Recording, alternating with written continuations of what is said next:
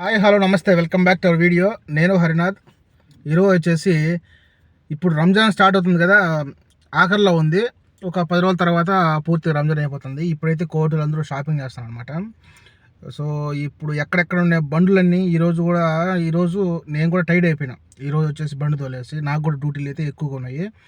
సుమారుగా సాయంత్రం అన్నం ఫుత్తూరు అయిపోతేనే బండి ఎక్కినాము. ఇప్పటి వరకు దిగల. ఇప్పటికి కూడా 11:30 ఆ టైం అవుతుంది. ఇంకా దిగలేదనమాట. ఓకేనా, అసలు టైంకి వెళ్ళిపోతాను. 12కి అట్లా అయిపోతుంది. ఎందుకంటే కువైట్లో డ్రైవర్లకు ఈ టైంలో అయినా సరే మామూలుగా ఉన్న రోజుల్లో కన్నా ఇప్పుడు ఇది కొంచెం ఎక్కువగా ఉంటుంది, ఖద్దాములకు కానీ అలాగే ఇంట్లో డ్రైవర్లకు కానీ. సో ఈ రంజాన్ కాబట్టి మనం ఎంత కష్టమైనా ఏం అనలేము, ఏం చేయలేము అనమాట. ఎందుకంటే సాధారణమే ఇప్పుడు, ఎందుకంటే రంజాన్ కాబట్టి. ఓకేనా, సో దాంట్లో భాగంగా ఈరోజు వచ్చేసి నేను గత 4-5 రోజుల నుంచి ఇదే రూట్లో ఇది ఇక్కడికే వస్తాను అనమాట. అట్లానే సిటీలోకి అలాగా వస్తూ ఇక్కడికి మా ఉండే ఏరియాలోకి ఎక్కడ చూసినా మన ఇండియాలో అన్నట్టుగా ఇసుకేస్తే జనం, రాళ్ళనంత జనం అంటారు కదా, అలాగా ఇక్కడ కూడా ఇసుకేస్తే రాళ్ళనంత కార్లు. ఓకేనా, అన్ని కార్లు ఉన్నాయన్నమాట. ట్రాఫిక్ అయితే ఒక్క సూక్ నుంచి ఇంకొక సూకుడికి 1 నిమిషం కూడా పట్టదు ఇక్కడ లోకల్లో తిరగాలంటే. అలాంటిది ఒక సూకు నుంచి ఇంకొక సూకుకి వెళ్ళాలంటే దాదాపుగా 25 నిమిషాల నుంచి 35 నిమిషాల వరకు పడుతుంది. అంటే అరగంట పడుతుంది అనమాట, ఒక షాపింగ్ మాల్ నుంచి ఇంకొక షాపింగ్ మాల్కి మారడానికి. ఇప్పుడు మన ఇండియాలో ఇంటికి ఒక సైకిల్, ఇంటికి ఒక బైక్ ఎలాగో ఇక్కడ కూడా కువైట్లో ఇంటికి ఒక కారుతో పాటు ఇంటికి ఒక 4-5 ఎంతమంది ఉంటే అంతమందికి కార్లు ఉంటాయన్నమాట. 18 సంవత్సరాల తర్వాత ఎవరికైతే ఉంటాయో వాళ్ళు ప్రతి ఒక్కరూ కారు కొనేస్తారు. సో అందువల్ల మనకు ఇండియాలో సైకిల్ ఎట్టో కువైట్లో ఇక్కడ కార్లు అలాగా. ఓకేనా, సో ట్రాఫిక్ ఎలా ఉందో ఈరోజు చూద్దాము. అంతలోకే టైడ్ అయిపోయినామంట, గవ్వ తాదాం.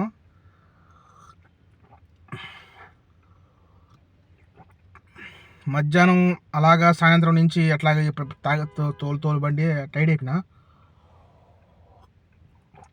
సగం దాకా అక్కడ పెట్టేసినా అనమాట, అందుకే చల్లగా ఉంది. ఓకేనా, ఇప్పుడైతే బయటికి వెళ్ళేసి మనం కార్లు ఎక్కడెక్కడ పార్క్ చేస్తారో ఎంత రష్గా ఉందో చూద్దాము. ఓకేనా, చల్. ఇప్పుడు నేను ఉండే ప్లేస్లో ఎంత రష్గా ఉందో, నేను ఇప్పుడు బండి దిగేసి వచ్చేసాను. వచ్చిన తర్వాత నా బ్యాక్ సైడ్ ఉండి మామూలుగా అక్కడ పార్కింగ్ అనమాట. నా బ్యాక్గ్రౌండ్ ఎక్కడైతే ఉందో అక్కడ మామూలుగా అక్కడ పార్కింగ్, కానీ అక్కడ ప్లేస్ సరిపోక ఇక్కడ కూడా పార్క్ చేసేసారు చెట్టల్లో అంతలక్కల. నేను కూడా ఇక్కడ పార్క్ చేస్తాను, ఎందుకంటే దొరకల స్థలం. ఓకేనా, ఇలా ఉంది పరిస్థితి. సో బ్యాక్ కెమెరా పెట్టి కూడా చూపిస్తా చూడండి. ఈ మధ్యన ఒక 4-5 రోజుల నుంచి అక్కడ మధ్యలో గేట్ లాగా లేవు అనమాట, బార్గెట్స్. కానీ ఈ మధ్యన ట్రాఫిక్ ఎప్పుడైతే వచ్చేసిందో అప్పటి నుంచి స్టార్ట్ పెట్టేస్తారనమాట. ఎక్కడ చూసినా పోలీసు వాళ్ళు, అలాగే ఎక్కడ చూసినా ట్రాఫిక్ రూల్స్ అని చెప్పి బాగా స్ట్రిక్ట్గా పెట్టేసి ఎట్టి పరిస్థితుల్లో ట్రాఫిక్ అంతరాయం కలగకుండా ఆ నిర్ణయం తీసుకొని మొత్తం మీద మధ్యలో అవి అంటే మధ్యలో దూరకుండా మామూలుగా అయితే ఇక్కడ పార్కింగు, కానీ ఇక్కడ ప్లేస్ సరిపోక అక్కడ తీసుకెళ్ళి బయట అవుట్ సైడ్ అయితే పెడుతున్నారు అనమాట. ఓకేనా,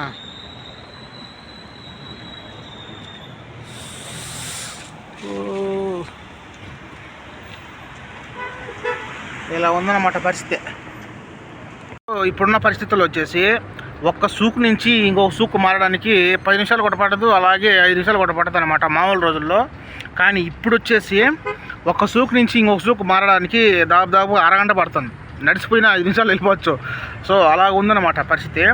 మధ్యలో ఫైన్లు, పోలీసు వాళ్ళు, సైరన్లు అలాంటివి వస్తున్నాయి. వచ్చిన తర్వాత వాళ్ళు కూడా అంటే ట్రాఫిక్ వాళ్ళు ఎందుకు తిరుగుతారంటే ట్రాఫిక్ కంట్రోల్ కాకుండా ఉంటే వాళ్ళు మాత్రం ఏం చేస్తారు, మధ్యలో వాళ్ళు కూడా ఇన్స్ట్రక్షన్స్ ఇచ్చేసి అడ్డం దూరకుండా మధ్యలో దూరానికి ప్రయత్నిస్తూ ఉంటారు అనమాట. అలాంటప్పుడు వాహనాలు స్టక్ అయిపోతాయి. ఒక బండి కూడా స్టక్ అయిపోయింది అనుకో, 10-20 అలాగా మొత్తం రోడ్డు అంతా బ్లాక్ అయిపోతుంది అనమాట. అలాంటి బ్లాకులు జరగకుండా పోలీసు వాళ్ళు ఎక్కడ చూసినా ఉండరన్నమాట.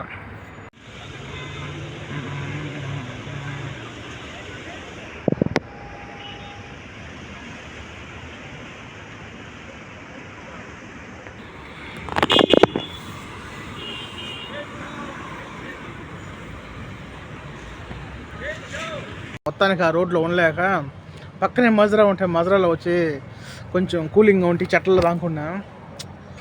ఏం చేద్దాం, మైండ్ అంతా అదే విధంగా ఉంది ఈ సౌండ్లతోనూ అలాగా. సో ఇక్కడ వచ్చేసి 2 రాళ్ళు ఉన్నాయి మన ఇండియాలో లాగా, సిమెంట్ రాళ్ళు. వాటి మీద కూర్చున్నామని చెప్పి వచ్చినాను అనమాట. అంతే, వీడియో పూర్తి చేసేసి ఇక్కడ కూర్చున్న రెస్ట్ తీసుకున్నాము. మేడం వచ్చిన దాకా ఉండేసి తర్వాత ఇంటికి వెళ్దామని చెప్పి నిర్ణయించుకున్నాం అనమాట. అక్కడ సిమెంట్ దిమ్మ ఉంది కదా, దానిలో కూర్చున్నాం మన ఇండియాలో లాగా. ఏం చేద్దాం, కోవిట్లో వాళ్ళకి ఏమరా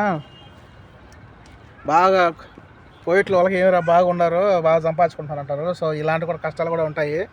సో అవి కూడా తెలుసుకొని అనుకుంటే మంచిది. డబ్బులు ఏమి ఊరికే రావు మనకు, నెలకు 30,000 20,000 ఊరికే ఎవరు కూర్చొని ఎవరు కాబట్టి మట్టి కాకుండా ఉంటాం, అలాగే చెమట కారకుండా ఉంటాం. అదొకటే బెస్ట్. ఇంక మొత్తం బ్రెయిన్ వాష్ అయిపోతుంది, అలాగే లోపల స్ట్రెయిన్ అయిపోతాం అనమాట. ఓకేనా. కోవిడ్ అంటే ఆషామాషి కాదు. దుబాయ్ కంట్రీస్లో అలాగే ఇతర కంట్రీస్లో ఉన్న వాళ్ళు కూడా చాలా ఊరికే సంపాదించుకోవట్లే అనమాట. ఓకేనా. దయచేసి అర్థం చేసుకోండి, నిందలే కాకండి. ఎన్నో కష్టాలు పెడితే మన ఇండియాలో మనకు ఫ్యామిలీ ఒక రేంజ్లో ఉంటుంది, మనం కూడా ఒక స్టేజ్లో ఉంటాము. ఓకేనా. సో ఇలా ఉంటాయన్నమాట కోవిట్లో కష్టాలు. అలాగే ట్రాఫిక్ విషయాలు కూడా మీకు చూపించాను వీడియో. ఇలా ఉంటుంది.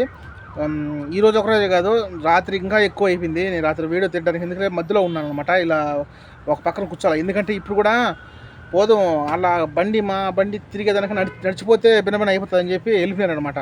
తిరిగేదానికన్నా అక్కడికే భిన్న అయిపోతుంది పని. ఇది ఒక్కచోట మెయిన్ మధ్యలో పెట్టేసుకున్నామంటే వాళ్ళ టైం అయిపోయిందాక షాపింగ్ చేసుకుని ఇక్కడికి వచ్చి సక్కంగా వెళ్ళిపోవచ్చు, ఒకరోజు లేట్ అయినా. అది ఎక్కువగా తిరగకుండా. ఓకేనా. ఇదేనమాట వీడియో పూర్తిగా చూసినందుకు థ్యాంక్స్ అనమాట. ఎవరు కొత్త వాళ్ళు ఉంటే సబ్స్క్రైబ్ చేయండి.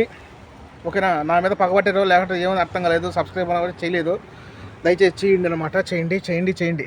ఓకేనా. నెక్స్ట్ వీడియోతో మళ్ళీ కలుస్తాం. Okay, bye.